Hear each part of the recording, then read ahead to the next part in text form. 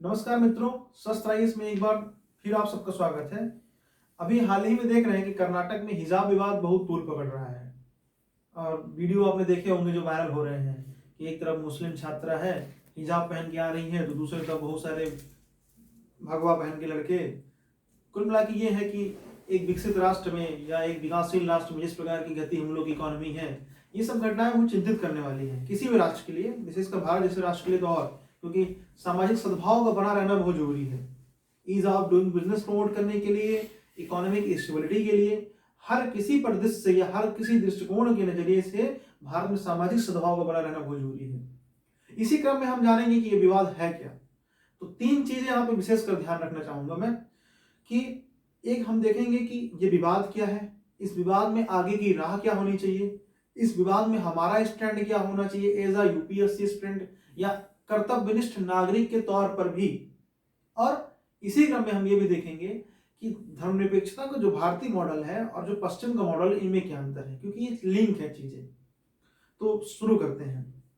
दरअसल हुआ क्या विवाद कि कर्नाटक में एक कॉलेज में मुस्लिम छात्राएं जो है तो हिजाब पहन के चली गई, तो उसका विरोध किया गया कुछ छात्रों के द्वारा और मामला पकड़ लिया, क्योंकि इसमें राजनीति देख रहे हैं, 5 राज्यों में चुनाव हो रहा है, तो ये मामला और तूल पकड़ लिया। नहीं तो वो बहुत बड़ी घटना नहीं थी, ऐसा तो होता ही रहता है।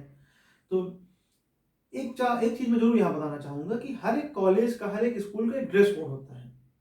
दरअसल स्कूलों में ड्रेस कोड का कॉन्सेप्ट ही इसी कारण लाया गया था कि जैसे मान लीजिए कोई रिच बच्चा है, उसके पिताजी 10 लाख रुपए कमाते हैं, एक गरीब बच्चा है उसके पिताजी 2 लाख रुपए कमाते हैं, तो अगर बच्चे के सोशलाइजेशन की प्रक्रिया, सामाजिकरण की प्रक्रिया के दौरान ही उस बच्चे में, कॉलेज में, स्कूल की ड्रेस कोड में अंतर होने के कारण वो अच्छा ब्रांडेड कपड़ा पहन के आएगा और वो लो क्वालिटी कपड़ा पहन के आएगा, तो उनमें बचपन से ही मनभेद या वर्गभेद जैसी स्थिति उत्पन्न हो जाएगी और उन छात्रों का विकास नहीं हो पाएगा। अब विकास के साथ साथ क्या होगा, उस बच्चे में इंफीरियोरिटी कॉम्प्लेक्स और घटता जाएगा और रिच बच्चे में और बढ़ता जाएगा और गैप और बढ़ेगा, इससे असमानता बढ़ेगी, लॉन्ग टर्म में जो देश के लिए घातक सिद्ध होगा।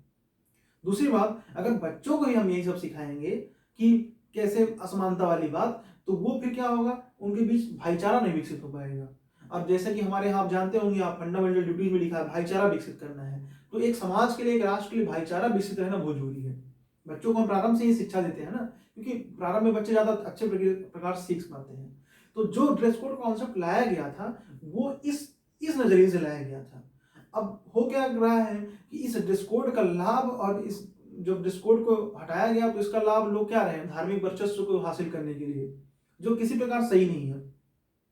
भारत जैसे राष्ट्र में जहां इकोनॉमी इस समय प्रायोरिटी में है, वहां पे इस देश के युवा ये पहनने के लिए लड़े जा रहे हैं कि हमको भगवा पहनना है, कि हमको हिजाब पहनना है, जबकि हमारी प्राथमिकता ये नहीं होनी चाहिए। खैर, हम चाय के ठेले वाली चर्चा नहीं करेंगे, हम देखेंगे कि एक यूपीएससी एस्पिरेंट के नजरिए से क्या दृष्टिकोण हमारा होना चाहिए। तो दरअसल होता क्या है कि हमारे संविधान में फंडामेंटल राइट सबको मिले हुए हैं, उसमें आर्टिकल है, आर्टिकल 25, वो सभी लोगों को धार्मिक स्वतंत्रता का अधिकार देता है। अब उस धार्मिक स्वतंत्रता में आप किसी भी धर्म को, या नास्तिक भी है, उसे भी मानने की छूट है। अब वो धर्म ही आपको दे रहा है कि आप किस प्रकार के कपड़े पहने, कोई रोक नहीं है। लेकिन बात यह है कि हमारे यहाँ आप देखेंगे, थोड़ा हम पश्चिम के मॉडल और भारतीय धर्मनिरपेक्षता के मॉडल में अंतर करना चाहेंगे कि हमारे यहाँ क्या है, राज्य सामाजिक कुरीतियों को कम करने के लिए या कोई युक्त निर्बंधन के आधार पर राज्य धर्म पर हस्तक्षेप करता है, जबकि यूरोप में ऐसा नहीं होता है। पश्चिम में राज्य धर्म पे हस्तक्षेप नहीं करता है।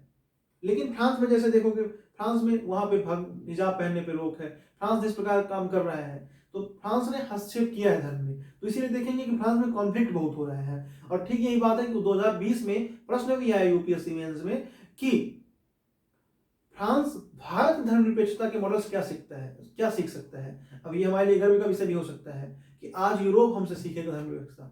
आज से 200 साल पहले यूरोप हमको सिखा रहा था धर्मनिरपेक्षता क्या है। खैर, हमेशा इतिहास गवा रहा है कि यूरोप के लोगों को ही भारत से धर्मनिरपेक्षता का कॉन्सेप्ट सीखने की जरूरत है। जब यूरोप में धर्म के नाम पर नदियां बहाई जा रही थी, नए नए क्रूसेड हो रहे थे, तब हमारे यहाँ अकबर और अशोक धार्मिक समन्वय की बात कर रहे थे। तो ये तो खैर अलग मुद्दा है, इस पर हम फिर कभी चर्चा कर लेंगे, लेकिन यूरोप पे बात ध्यान करने की जरूरत है। हम लौटते हैं अपने टॉपिक पे।